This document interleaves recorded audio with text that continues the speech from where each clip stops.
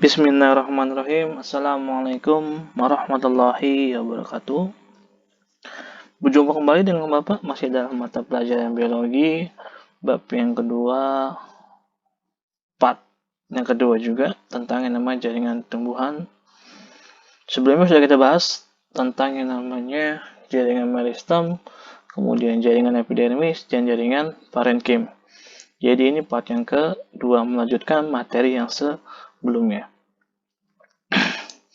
Dimana yang sebelum sudah kita bahas ini, jaringan meristem sudah, jaringan epidermis sudah, dan jaringan parenkim juga sudah. Pada sekarang kita masuk ke dalam materi tentang jaringan penyokong. Baik, jaringan penyokong adalah jaringan yang dapat menahan tubuh dari tumbuhan. Yang pertama itu meliputi ada yang namanya kolenkim. Apa itu kolenkim? Yang pertama, kolenkim itu selnya hidup.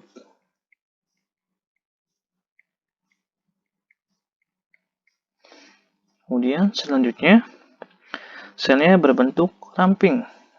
Selnya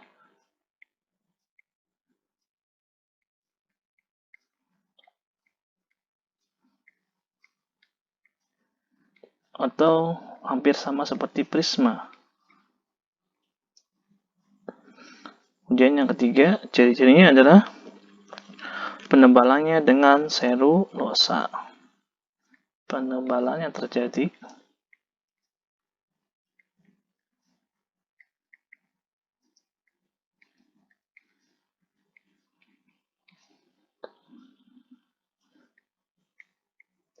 apa itu selulosa? Selulosa adalah suatu senyawa gula yang terdapat pada dinding sel atau membentuk yang namanya dinding sel. Kemudian selanjutnya itu dia menyokong tumbuhan yang hidup.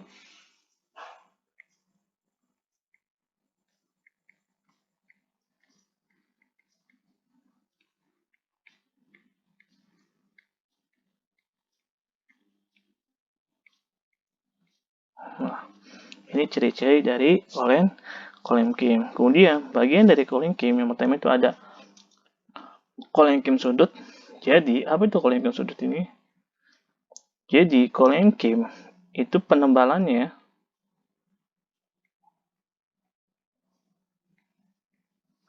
hanya terjadi di sudut-sudut sel. Contohnya itu kolenkim sudut. Jadi ketika di sini nih, nah dia hanya mengalami ini kolenkim sudut ini yang A. Kemudian yang B itu kolenkim papan seperti ini. Jika ada papan lurus, berarti dia penebalannya hanya di daerah sini aja nih. Nah, sedangkan kolenkim lacuna itu contohnya ada kayak gini nih. Jadi dia terjadi seperti ini penebalannya. Nah, ini dia lacuna ini yang C. Ini contoh dari kolenkim yang B. Papan. Nah, ini lacuna. Jadi penebalannya hanya terjadi di sudutnya. Dan contoh dari kolenkim itu adalah yang pertama itu terjadi pada batang-batang hijau. Apa aja sih batang-batang hijau? Itu berupa dia apa? Ya, tanaman herba. Tanaman herba ya, bukan herbal, beda. Apa aja Pak tanaman herbal? Tanaman itu contohnya tanaman bayam dan tanaman kangkung. Kenapa? Karena dia merupakan batang-batang hijau. Contohnya tanaman herba, tanaman bayam, dan tanaman kangkung. Baik, ini tentang yang namanya kolenkim dari bagian penyokong. Baik, selanjutnya itu dinamakan dengan sklerenkim. Sklerenkim itu ciri-cirinya yang pertama selnya sudah tua. Nah, selnya sudah tua, bahkan hampir mati ya. Ini selanjutnya nomor 2, penebalannya dengan lignin. Nah,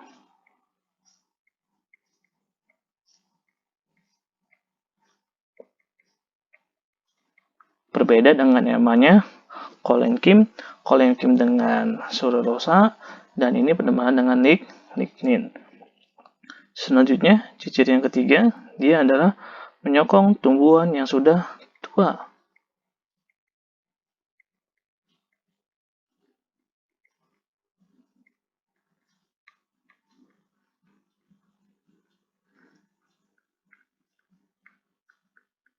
Nah, ini dari ciri-ciri dari sklerenkim. Kemudian, contoh dari sklerenkim itu adalah yang pertama, itu pada tempurung kelapa.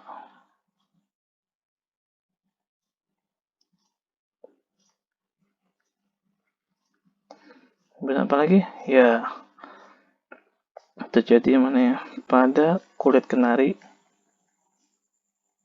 Tahu kan buah kenari yang sering dimakan sama ketupai? Nah, baik itu tempurung kelapa dan kulit kenari itu tersusun atas yang namanya jet sclerate atau yang namanya sel batu. Kemudian contoh yang lain adalah dia terjadi yang namanya penebalan pada seluruh selnya. Nah,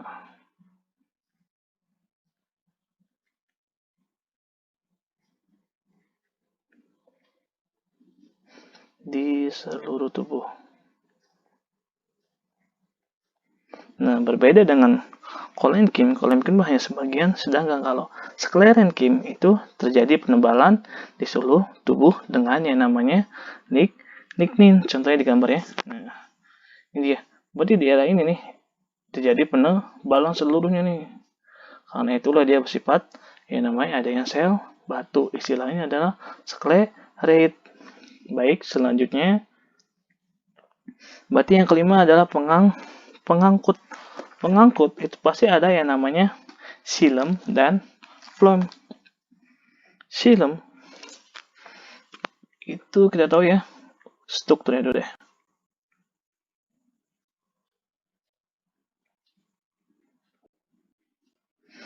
Strukturnya yang pertama, dia pasti memiliki pembuluh kayu.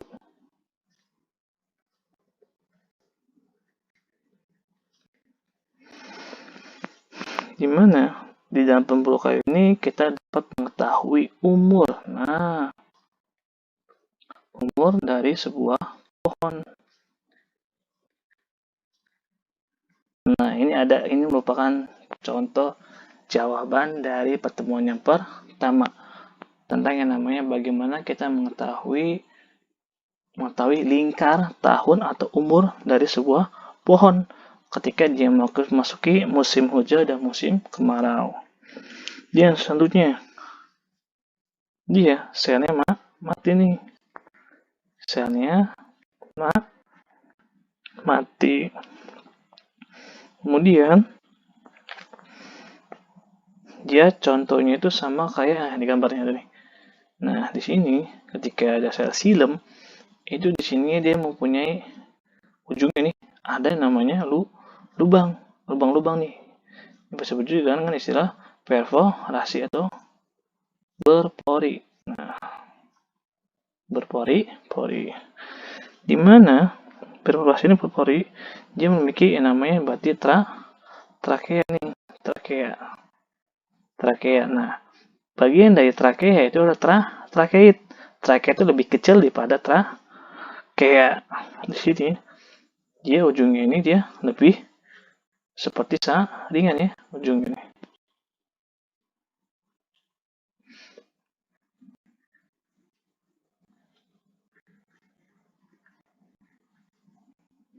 Ujungnya seperti ringan. Kemudian ini strukturnya, sedangkan fungsinya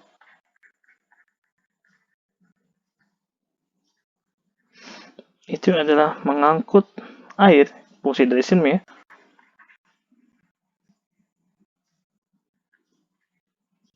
Mengangkut air mineral dari akar ke seluruh tubuh.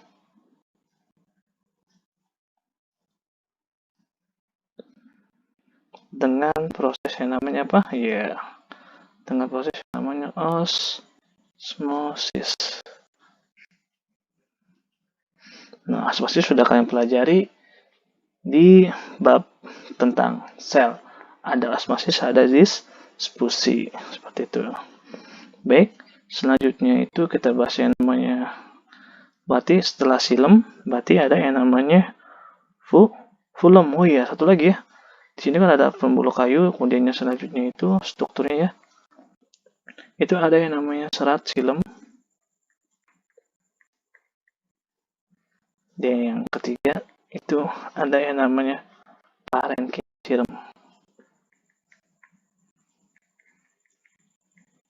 Nah, ingat ya, parenkim ada jaringan dasar yang ada dan terletak pada seluruh tubuh bagian tumbuhan. Pasti ada nih parenkim. Nanti juga di phloem itu ada parenkim. Baik, selanjutnya kita masuk ke dalam phloem. Phloem, kita tahu ya, pertama itu kita bahas strukturnya. Yang pertama, dia memiliki yang namanya pembuluh tapis.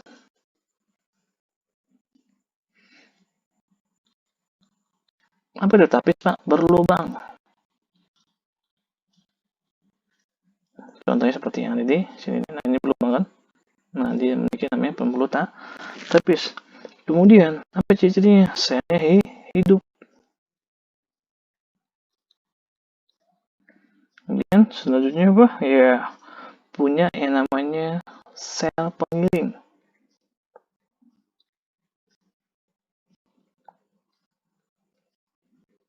Nah, dia nih, yang namanya sel pengiring. Nah, di sini ya, sel pengiring. Itulah yang membedakan silem dan phloem. Selanjutnya,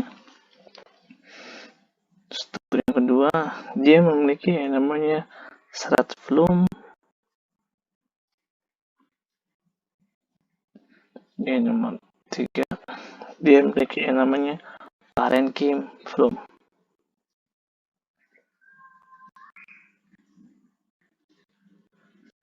Nah, ini dia struktur dari pengangkut phloem. Kemudian, apa sih fungsinya? Nah, jadi kita masuk ke dalam fungsi. Fungsinya, dia apa? Ya, betul. Berlainan dengan yang namanya silem. Kalau phloem, dia menyebarkan apa? Hasil fotosintesis.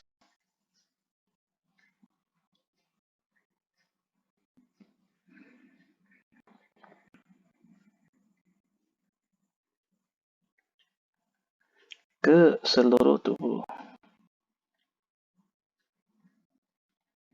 Nah, ini dia sel tapis dan ini jaringan dari pembuluh tapis. Bisa kalian lihat sendiri ya. Ini ada parenkim, ini. Nah, kemudian ada elemen tapis, kemudian area tipe lateral, terus mata. Seperti itu ya. Ini contoh dari pengangkut, itu ada silem dan ada phloem. Phloem adalah menyebarkan hasil fotosintesis. Sedangkan silem itu dia sebagai pengangkut air dan mineral ke seluruh tubuh. Nah, baik, selanjutnya itu adalah ada tipe-tipe bekas pengangkut. Contohnya itu adalah ada konsentrasi. Di mana konsentrasi ini terbagi atas dua bagian. Yang pertama ada istilah yang namanya amfikibral. Dan yang B itu ada istilah yang namanya amfifasal. Amfikibral itu adalah F di luar pada X. Sedangkan amfifasal itu adalah X di luar pada F. Apa tuh F? Flum. Dan C. Xilem. Contoh ini ya. Amfigibral. Jadi, flum itu ada di luar dan xilem ada di dalam. Dan kebalikannya, amfifisal. Flum di dalam dan xilem di luar. Seperti ini ya. Oke. Xilem di luar, flum di luar. Ini contoh dari konsentrasi. Kemudian selanjutnya ada namanya kolateral. Apa itu kolateral? Kolateral itu menjelaskan ada tidaknya kambium.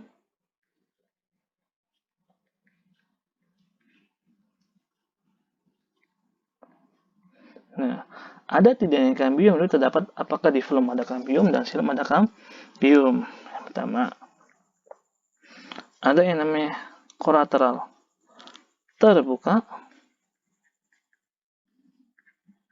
dan B ada namanya kolateral tertutup. Nah, contoh ini ya, kolateral terbuka dan kolateral tertutup. Di mana terbuka ini dia adanya kambium.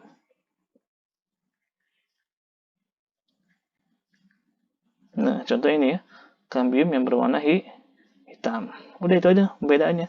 Kolateral dengan yang terbuka dan yang tertutup. Yang tertutup jelas ya, tidak ada yang namanya kambium. Baik, selanjutnya itu adalah radial. Apa itu radial? Radial adalah terjadi pergantian. Nah, pergantian antara xilem dan flum.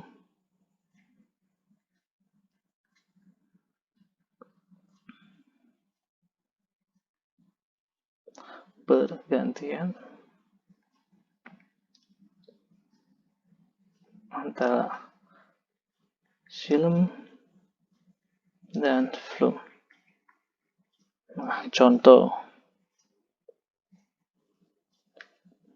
Ini ada X, ini ada F. Ini ada X, ini ada F, dan ini ada X. Nah, contoh ini ya. Xilem, flum, xilem, flum, xilem, flum, xilem. Contoh ini nih. Dia saling berputar. Nah, ini dia ya. Contoh dari tipe-tipe berkas mengangkut dari dia terjadi pergantian antara xilem dan flum.